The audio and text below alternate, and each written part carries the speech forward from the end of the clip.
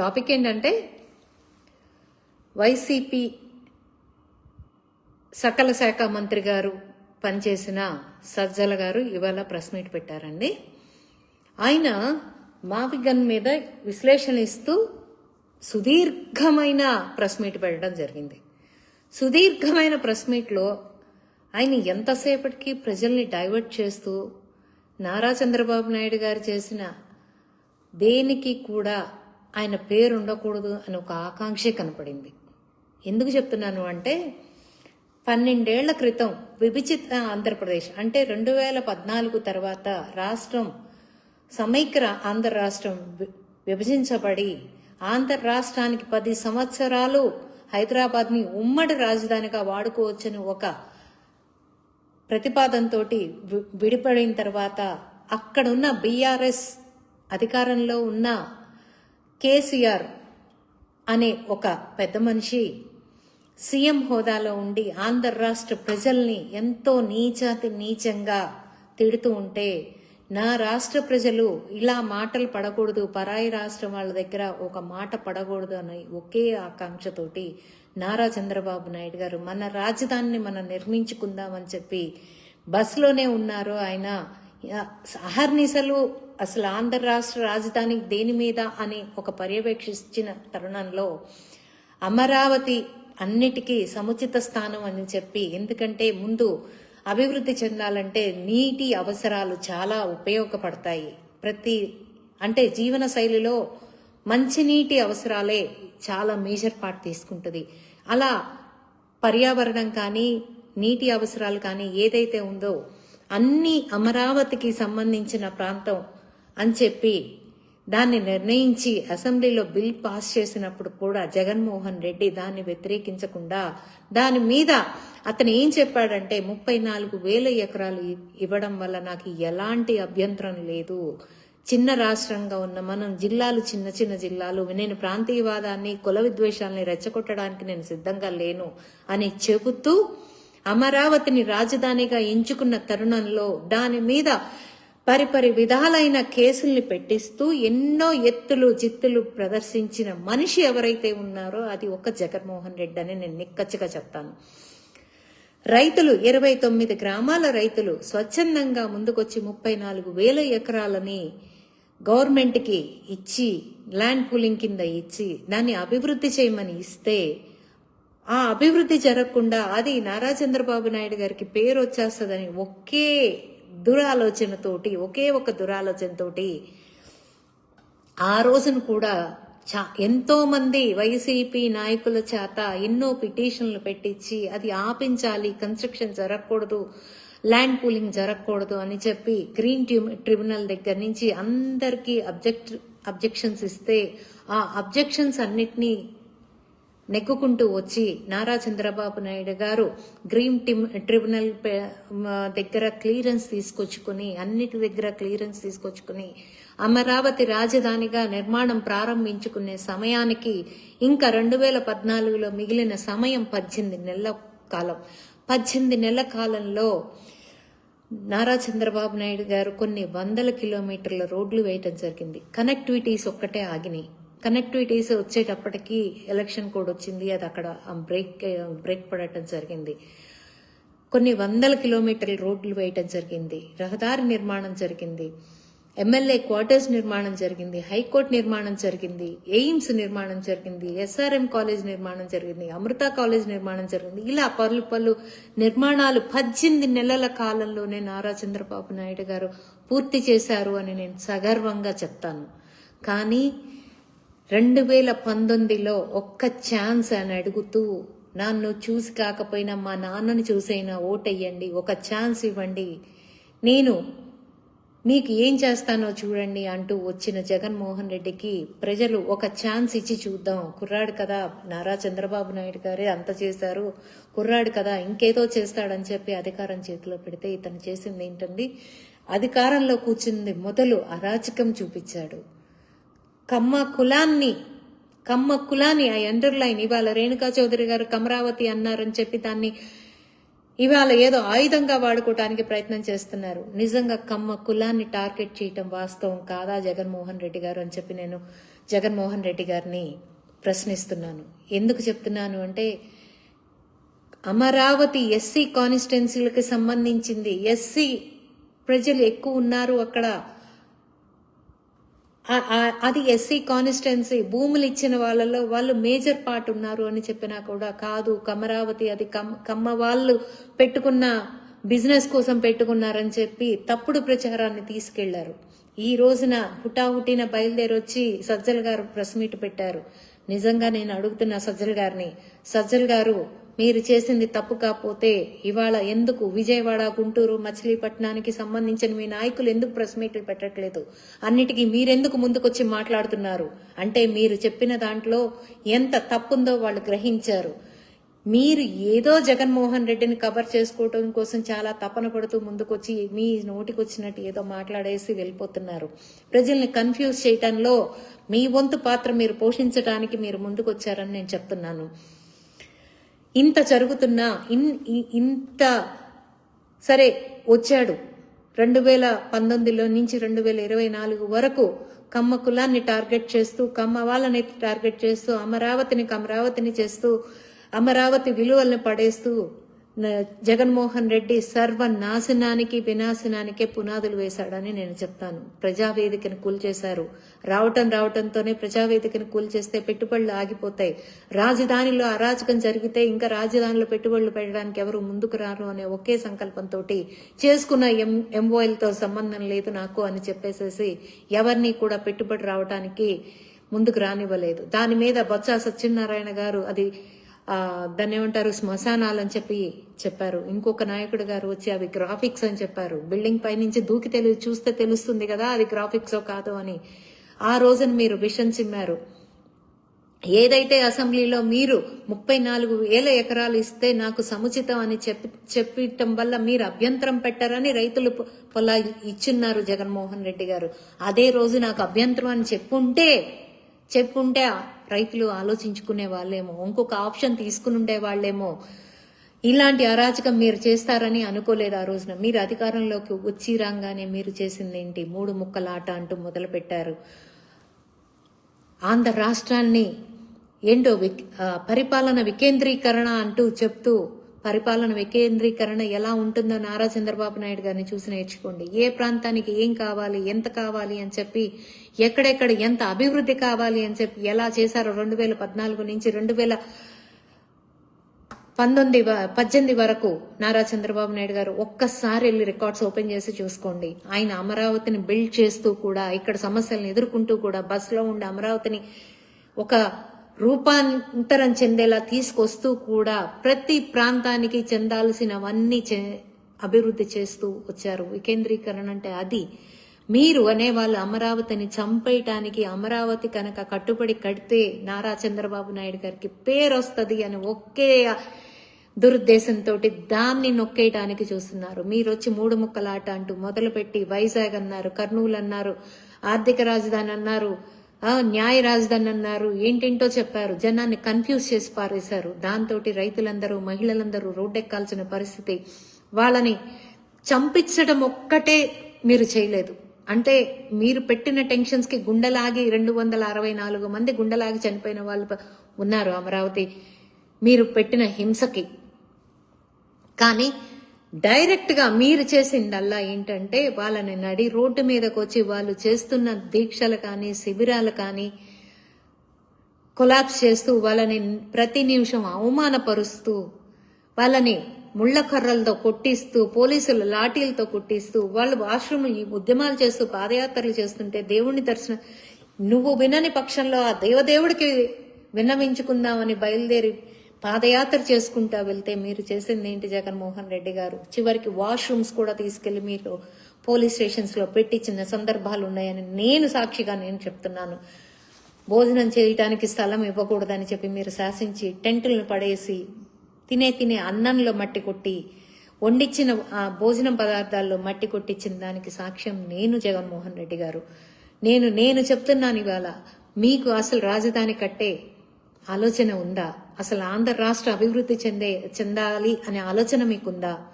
మీరు ఎందుకు ఇలా ప్రజల్ని కన్ఫ్యూజ్ చేస్తున్నారు? 3 ముక్కల ఆట మొదలు పెట్టారు. తర్వాత వచ్చి ఏం చెప్పారండి? నాగార్జున యూనివర్సిటీ లాంటి ప్రాంతాల్లో 500 ఎకరాలు పెడితే ఒక రాజధాని అయిపోద్దంటారా? 34,000 ఎకరాలు అక్కడ సమీకరించి పెట్టి భూములన్నింటినీ ఒక కొలిక్కి తీసుకొస్తూ ఒక ప్లానింగ్ ఏర్పరుస్తూ ఒక కట్టుబడి మొదలుపెట్టి అన్ని చేసిన తరుణంలో ఇవాళ వచ్చి మళ్ళీ మావి గన్ అంటూ మొదలు పెడతారా? అదేమంటే మచిలీపట్నం, గుంటూరు, విజయవాడ అంటారా? ఆల్రెడీ అభివృద్ధి చెందిన నగరాలు అంటారా? అమరావతికి సంబంధించిన దాంట్లో గుంటూరు లేదా, విజయవాడ లేదా? జగన్మోహన్ రెడ్డి గారు, నేను మిమ్మల్ని ప్రశ్నిస్తున్నా. భూములు సమీకరణ చేసిన రైతులకు మీరేమి సమాధానం చెప్తారు? ఇంత కన్ఫ్యూజన్ లోకి ఎందుకు తీసుకెళ్తున్నారు ప్రజల్ని? ఎందుకు వాళ్ళని బురిడి కొట్టించాలని చూస్తున్నారు? ఆల్రెడీ అభివృద్ధి చెందిన కాబట్టి వీటిని అభివృద్ధి పెద్దగా చెయ్యక్కర్లేదు అని చెప్తారా? మరి మీరున్న 5 సంవత్సరాల పరిపాలనలో మీకు ఇవన్నీ గుర్తు రాలేదా? అప్పుడు గుర్తు రాలేదా ఈ మావి గన్? ఇప్పుడు ఎందుకు సడన్ గా మావి గన్ అనేది గుర్తొచ్చింది? అప్పుడు 3 ముక్కలాట ఆడారు కదా, వైజాగ్ అన్నారు, కర్నూలు అన్నారు, ఇంకేదో అన్నారు, మరి రాయలసీమ అన్నారు. మరి ఇవాళ ఎందుకు మీకు ఈ 3 ప్రాంతాలు గుర్తొచ్చినాయి? ఈ 3 ప్రాంతాల మీద మీకు ఎందుకు ప్రేమ పెరిగిపోయింది? మచిలీపట్నం మీద ఎందుకు ప్రేమ పెరిగిపోయింది? మళ్ళీ అక్కడ కొత్తగా భూములు ఏమన్నా కొన్నారా మీరు? వాటిని డెవలప్ చేసుకోవడానికి వేసారా భాష్యం? ఎందుకు ఇట్లా ప్రాంతీయ విభేదాలు పెడుతున్నారు? ప్రాంతీయ విభేదాలు పెట్టి ఒక ప్రాంతానికి సంబంధించిన వాళ్ళని సర్వనాశనం చేయాలని మీరెందుకు కంకణం కట్టుకున్నారు? మరి మీరెందుకు 2019కి ముందు ఎలక్షన్లోకి వచ్చేటప్పుడు నేను అమరావతిలోనే ఇల్లు కట్టుకున్నాను, నేను దాన్ని గృహప్రవేశం చేయబోతున్నాను, నేను అక్కడే ఉండబోతున్నాను, నేను అమరావతిని రాజధానిగా ఉంచడానికి రాజధానిగా ఒప్పుకుంటున్నాను అని ఆ రోజు మీరు చెప్పి ఎందుకు ఎలక్షన్కి వచ్చారు? ఆ రోజు మీకు ఈ 3 ప్రాంతాలు గుర్తు రాలేదా అని నేను అడుగుతున్నాను. ఇకపోతే ప్రజలకి తెలియని విషయం ఏంటంటే, మీరు చెప్తున్న అబద్ధాలు వాళ్ళు నిజాలు అనుకునే ప్రమాదం ఉంది. కాబట్టి నేను కూడా ఇక్కడ కొంత విశ్లేషణ చేయాలనుకుంటున్నాను. మీరు చెప్పిన ఈ మావి గన్ అనే దాని మీద మీ వాళ్ళే మీమ్స్ చేసుకున్నారు, మీ వాళ్ళే ట్రోల్ చేసుకున్నారు, మీ వాళ్ళే ఇంటర్వ్యూలు చేసుకున్నారు. ఒకసారి వెళ్ళి చూసుకోండి.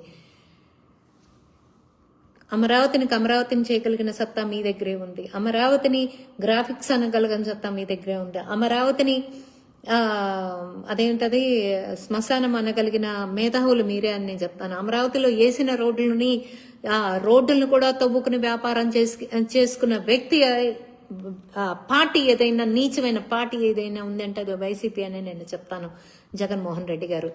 పోతే ఇంకొకటి ఏంటంటే, నేను కొంత విశ్లేషణ ఏం చేయాలనుకుంటున్నానంటే, ఆల్రెడీ 34,000 ఎకరాలు రైతులు ఇచ్చున్నారు, భూములు ఇచ్చున్నారు. ఇప్పుడు ఇంకొంత సెకండ్ పూలింగ్ అని ఎందుకు అంటున్నారు నారా చంద్రబాబు నాయుడు గారు అనేది ప్రజలకు విశ్లేషించాల్సిన అవసరం ఎంతైనా ఉంది. నేను ఇక్కడ జగన్మోహన్ రెడ్డి గారిని ఒకటే ప్రశ్నిస్తున్నా. ఇక్కడ ఏమి చెప్తున్నానంటే, అయ్యా జగన్మోహన్ రెడ్డి గారు, మీ ఇల్లు ఒక స్కెల్టన్ లాగా కట్టేసిన తర్వాత ఇంజనీరు నాకు ఇది కాదు ప్లాను, నాది ఈ ప్లాన్ కాదు, నేను ఇంకొక ప్లాన్ వేసుకున్నాను అని చెప్తే మొత్తం కూలేయటానికి మీరు సిద్ధంగా ఉంటారు. ఎందుకంటే మీకు ఆర్థిక నేరం చేసి ఉన్నారు కాబట్టి, మీ దగ్గర 1,00,000 కోట్లకు మించిన ఆస్తులు ఉన్నాయి కాబట్టి, మీరు ఏమి చేయటానికైనా సగం వరకు కట్టిన ఇల్లుని కాదు, పూర్తిగా కట్టిన ఇల్లునైనా పడేసి మళ్ళీ కానీ రాజధాని అనేది ప్రజల ఆస్తి, ప్రజల సొమ్ము, ప్రజలు ఇచ్చిన భూమి. ఈ భూమిని పెట్టిన ప్లానింగ్స్ అన్ని కాదని ఇవాళ మళ్ళీ మీరు ఏ ప్రతిపాదన అయితే తెచ్చారో, ఏది మచిలీపట్నంలో ఎంఐ అంట, విజయవాడలో విఐ అంట, గుంటూరులో జియుఎన్ అంట, గన్ను లాగా ఇహ మీకు ఈ గన్నుల కల్చర్లు పోదులేండి. మేము ఎంత మొత్తుకున్నా కూడా మీకు పోయే ప్రసక్తి అయితే లేదు. నేనైతే ఒకటి అడుగుతున్నానండి. ఇప్పుడు ఆల్రెడీ 34,000 ఎకరాలు తీసుకున్నారు. ఓకే, ఇప్పుడు ఒక ఎయిర్పోర్ట్ కట్టాలన్నా, ఒక హైవే వెయ్యాలన్నా, ఒక రైల్వే స్టేషన్ కట్టాలన్నా ఆధునీకరణ అంటే మీరు గనక 2019 నుంచి 2024 లోపల మీరు ఎంతో కొంత గనక పని చేసుంటే ఇవాళ ఇంత ఇబ్బంది అయి ఉండేది కాదు. మీరు ఆ రోజు పెట్టిన ఇబ్బంది వల్లే ఈ రాజధాని ఇంత కుంటుపడింది, ఇంత వర్క్ సాగకుండా ఆగిపోయింది. కాబట్టి మళ్ళీ మొదలెట్టుకుని ఇప్పుడు అధికారికంగా వచ్చింది కాబట్టి దాన్ని అభివృద్ధి చేసే ఇదిలో నారా చంద్రబాబు నాయుడు గారు ఉన్నారు. ఆయన ఆలోచన విజన్ ఏంటంటే, ఇప్పుడు మాదే ఒక ఉదాహరణ చెప్తానండి. మా ఇల్లు కట్టినప్పుడు నేను గేట్ పెట్టుకుంటున్నాను, మెయిన్ గేట్. మా నాన్నగారు అన్నారు, ఎన్ని అడుగులు గేట్ పెడుతున్నావు అమ్మ రేణుకా అన్నారు. 12 అడుగులు గేట్ పెడుతున్నాను నాన్న అన్నాను. 12 అడుగులు గేట్ పెట్టడం ఏంటి తల్లి? సరే ఇప్పుడంటే నీది కారు చిన్నది, ఫ్యూచర్లో నువ్వు పెద్ద కారు కొనుక్కోవా, నువ్వు పెద్ద కారు కొనుక్కున్నప్పుడు మళ్ళీ నీ గోడ పగలగొట్టి గేట్లు పగలగొట్టుకుంటా జీవితకాలం కూర్చుంటావా? సో ఏంటంటే ఇల్లు కట్టేటప్పుడే ముందే ఆలోచించి 16 అడుగుల గేట్ పెట్టుకోమ్మా. నువ్వు ఫ్యూచర్లో నువ్వు ఒక కొత్త కారు కొనుక్కున్నా పెద్ద కారు కొనుక్కున్నా నీకు ఇబ్బంది లేకుండా ఉంటుంది అని. నేను ఇవాళ నా సొంత విషయం ఎందుకు చెప్పాల్సి వచ్చిందంటే ఇది ప్రజలకు అర్థమవుతుంది, ఈ విషయం చెప్తే ఈజీగా అర్థమవుతుంది అని చెప్పి నేను ఈ విషయం చెప్తున్నానండి. ఫ్యూచర్లో అవసరాలు పెరుగుతాయి, జనం పెరుగుతారు. అప్పుడు మనం పద్దాకా కూడా రోడ్లు పగలు కొట్టుకుంటా వెళ్తామండి? అప్పుడు కూడా పద్దాకా ల్యాండ్ ప్రొక్యూర్ చేసుకుంటా వెళ్తామండి? పద్దాకా కూడా ల్యాండ్ ఎక్వైర్ చేసుకుంటా వెళ్తామా? కాదు కదా. మనం ఇప్పుడు ఒక కొత్త రాజధాని నిర్మాణం చేసుకుంటున్నాం. అది ఫ్యూచర్ కూడా అవసరమయ్యే విధంగా ఒక్కసారి అన్ని ఏర్పరచుకోవాలి. ఒక్కసారి ఇన్ని అడుగులు ఉంటే ఇంత డెవలప్మెంట్ ఉంటుంది, ఈ డెవలప్మెంట్ ఉంటే ఇన్ని కంపెనీస్ వస్తాయి, ఇన్ని కంపెనీస్ వస్తే మనకి ఇంత ఆదాయం వస్తుంది, ఇన్ని ఉద్యోగాలు వస్తాయి అని ఒక విజనరీ లీడర్ ఆలోచించిన ఆలోచనలో నుంచి పుడుతున్న దీన్ని కొంతమంది స్వార్థపరులు వాళ్ళ స్వార్థం కోసం ఇలా చేస్తున్నారు. ఇవాళ మనం అమెరికా వెళ్తామండి, న్యూయార్క్. నేను చెప్తున్నానండి, ఆ పిచ్చి రోజుల్లోనే వాళ్ళంతా టెక్నికల్ గా కట్టుకున్నారంటే ఇవాళ అమెరికా వెళ్ళటానికి, అక్కడ కాలర్ ఎగరేసుకుని అమెరికాలో జీవించడానికి మనం చాలా ఆశపడుతూ ఉంటాం.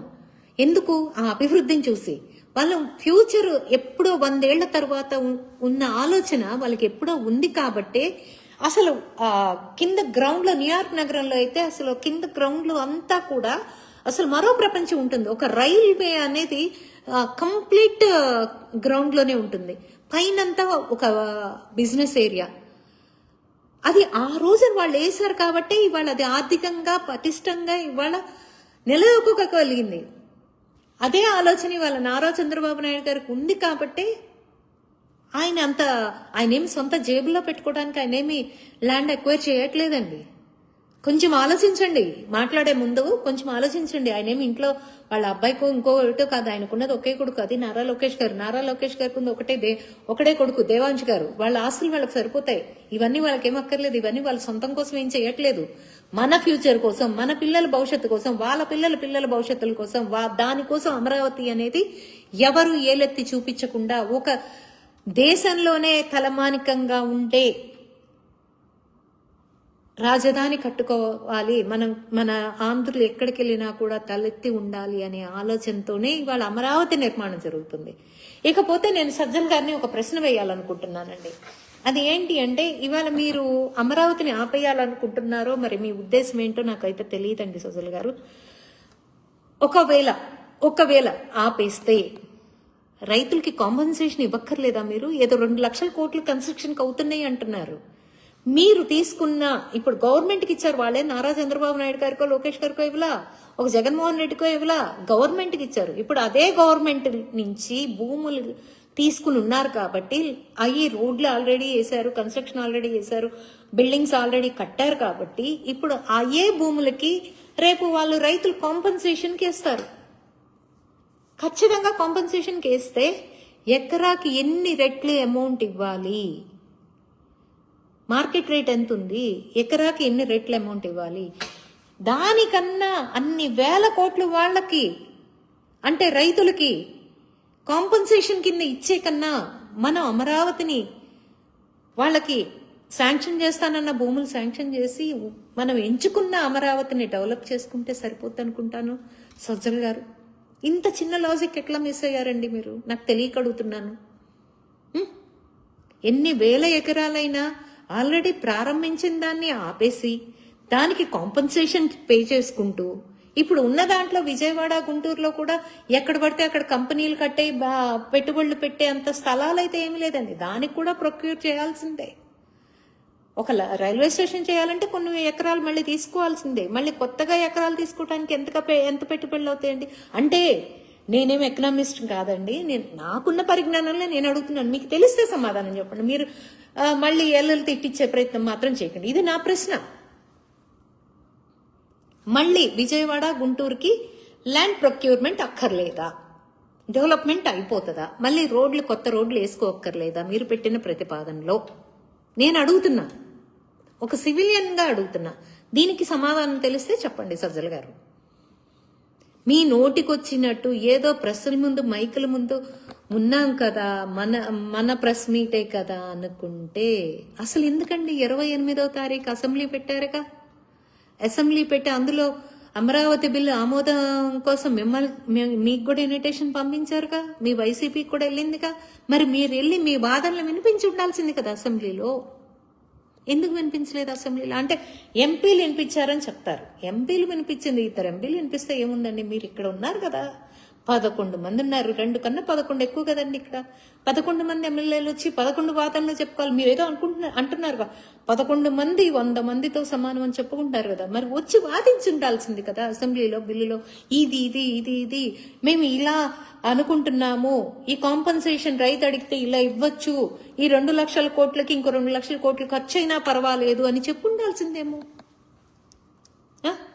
ఎవరికి సమాధానం చెప్పకుండా ప్రెస్ మీటుల్లో మీరేదో ఒక పిచ్చి పిచ్చి పేర్లన్నీ కుదేసి చెప్పేసి జనాలను కన్ఫ్యూజన్ లో పెట్టేసి ఏదో నారా చంద్రబాబు నాయుడు గారు ఏదో తప్పు చేసేస్తున్నారు, మీరేదో ఒప్పు చేసేస్తున్నారు, మీరేదో గొప్పగా చెప్పేస్తున్నారు అని చెప్పి మీరు భజన కొట్టుకుంటే నడవదు సార్, ఖచ్చితంగా నడవదు.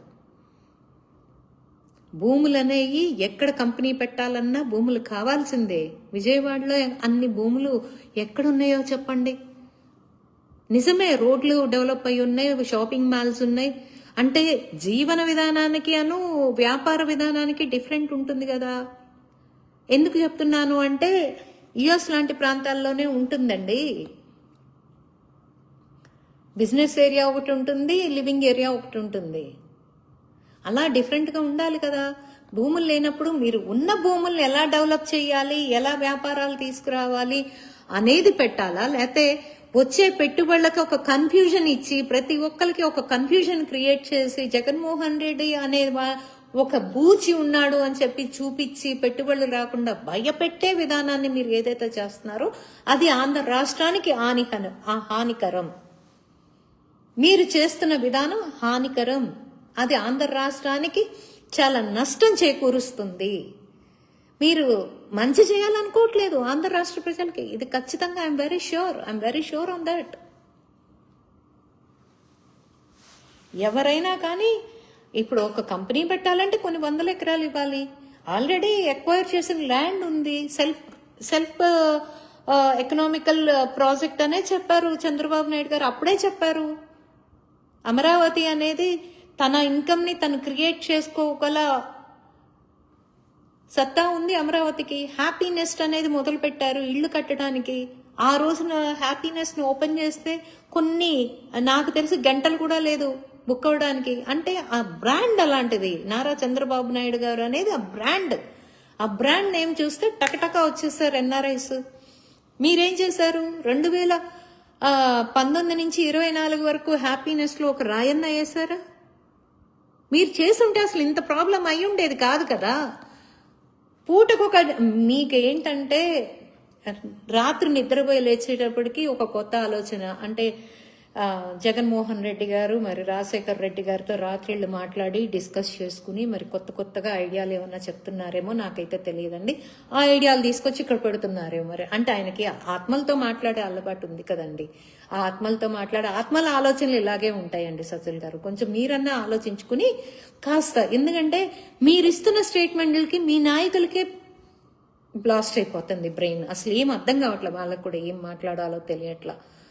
మీ నాయకుడి గారు ఏంటంటే విగ్రహాలతో మాట్లాడతారు, ఆత్మలతో మాట్లాడతారు. కాబట్టి ఆయన ఇంట్రెస్ట్ని తీసుకొచ్చి ఆయన తెల్లవారేటప్పటికి ఒక ఒపీనియన్ తీసుకొచ్చి ఏదో తీసుకొచ్చి ప్రజల్లో పెట్టి ప్రజల్ని కన్ఫ్యూజ్ చేయడం అనేది కరెక్ట్ కాదు అనేది మాత్రం నా ఉద్దేశం అండి. నేను అదే చెప్పాలనుకుంటున్నాను. ఇక్కడ మాత్రం ఒకటి జ్ఞాపకం పెట్టుకోండి, రైతుల పొలాలు ఆల్రెడీ ఎక్వైర్ చేసి ఉన్నాయి. దాంట్లో ఆల్రెడీ ఒక ప్లానింగ్లో ఒక కన్స్ట్రక్షన్ జరుగుతుంది. ఆల్రెడీ యుద్ధ ప్రాతిపదిక మీద జరుగుతోంది. ఎంత అవుతాయి ఏంటి అనేది మీరు వెయిట్ చేయండి, చూడండి. ఇంకా 3 ఏళ్ళ టైం ఉంది. మీకు ఎందుకంత ఆత్రపడుతున్నారో నాకు అర్థం కావట్లేదు. నాకు మీలో ఒక టెన్షన్ కనపడుతుంది, అది అయిపోతే ఇంకా మన మనుగడ ఉండదురా బాబు అని ఒక చిన్న టెన్షన్ అయితే కనపడుతుంది. దాంతో వస్తున్నారు, మేమేదో ట్రోల్ చేస్తున్నాం అని చెప్తున్నారు. మేమేం ట్రోల్ చేయట్లేదండి. మీ జగన్మోహన్ రెడ్డి మాట్లాడిన మాటల మీద మీ వాళ్లే మాట్లాడుతున్నారు. ఎవడో స్క్రిప్ట్ ఇచ్చాడంట, ఇట్లాంటి పిచ్చి స్క్రిప్ట్ ఇచ్చాడు ఏంటి అని చెప్పేసి మీ వాళ్ళే మాట్లాడుకుంటున్నారు. ఒక్కసారి వెళ్ళి అడగండి, మీ సాయి ఏం మాట్లాడాడు, మీ వాళ్ళే మీ అనలిస్టులు ఏం మాట్లాడారు, ఒక్కసారి చూసుకోండి. ఒక్కసారి మచిలీపట్నం నాయకులు, ఒకసారి విజయవాడ నాయకులు, మరి గుంటూరు నాయకుల్ని కూడా ఒకసారి వాళ్ళ స్పందన ఏంటో తెలుసుకోండి. పాపం వాళ్ళు అసలు కోలుకోలేకపోతున్నారు ఇలాంటి నాయకుడిని ఏంటరా అని చెప్పి. మాకు మా లోకల్లో మా లోకనాథం గారు కూడా అంటున్నారంట, వామ్మో జనంలోకి వెళ్తే చెప్పు తీసుకు కొడతారు, ఏంటి స్టేట్మెంట్లు ఏంటి కథ ఏంటి అని చెప్పేసి ఆయనకి ఒక పిచ్చి క్లారిటీ వచ్చింది. సో నేనేం చెప్తున్నాను అంటే, జనాన్ని కన్ఫ్యూజ్ చేయటం మానేయండి. ఆంధ్ర రాష్ట్ర అభివృద్ధి ఎలా చేయాలి అనేది చంద్రబాబు నాయుడు గారికి వదిలేయండి. మీరేం దిగులు పడకండి. ఇంకెప్పుడు ఫ్యూచర్లో మీరు వచ్చేది లేదు, పెట్టేది లేదు. వైసీపీ అనేది అయిపోయింది. ఇంకా అసలు మీ సమాధి మీరే ఇచ్చేసుకున్నారు. మావి గనలేదు, తొక్కలో గనలేదు. ఇవన్నీ జరిగేవి కాదు, పెట్టేవి కాదు. ప్రజలు ముందు ప్రజాక్షేత్రంలోకి వెళ్ళండి. మావిగా నన్ను పేరు పెట్టుకుని ప్రజాక్షేత్రంలోకి వెళ్ళండి. మెచ్చుకోవాలంట. ఆయన ఏదో అంటాడు, నన్ను మెచ్చుకోవాల్సింది పోయి నన్ను సన్మానాలు చేయరు. ఎంత ఇది ఏంటి? ఒక పరిపక్వత లేని వ్యక్తిని సీఎం చేస్తే ఎలా ఉంటుందో 2019 నుంచి 2024 వరకు ప్రజలు చూశారు, దండం పెట్టారు, 11 ఇచ్చారు. మొన్న అమరావతి మీద, ఒక రాజధాని మీద జగన్మోహన్ రెడ్డి గారు ఇచ్చిన స్టేట్మెంట్కి అందరూ బిత్తరపోయి అసలు ఏం మాట్లాడాలో కూడా తెలియని పరిస్థితుల్లో కూర్చుంటే, ఇవాళ మీరు వచ్చి మళ్ళీ దాన్ని సమర్థిస్తూ ఏంటో మాట్లాడుకున్నా. ఒక్కొక్కడైతే మీ వాడు ఎవడో ఉన్నాడయ్యా, చదువుకున్నాడు, డాక్టర్ అని చెప్తున్నాడు, చింతా ప్రదీప్ అంట, గేమ్ చేంజర్ కాబోతుందంట. గడిది గుడ్డేం కాదు, గేమ్ చేంజరా? చదువుకున్నారు, ఎందుకండి చదువు లేని వాళ్ళని కన్ఫ్యూజ్ చేస్తారు? కొంచెం బ్రెయిన్ పెట్టి ఆలోచించండి ప్రతి ఒక్కళ్ళు. జగన్మోహన్ రెడ్డి గారు ఇలాంటివి అప్పుడప్పుడు కన్ఫ్యూజ్ చేస్తూ ఉంటారు. ఆయన ఎందుకు చేస్తున్నారో ప్రజలందరికీ తెలుసు, అందరూ అర్థం చేసుకుంటారు. 40% ఓట్ బ్యాంక్ ఉందన్న అహంకారంతో, గర్వంతో ఇదంతా చేస్తున్నాడని నాకు అర్థమవుతోంది. ఇకపోతే నాకు తెలిసినంత వరకు ఆ 40% ఓట్ బ్యాంక్ కూడా ఉండదండి.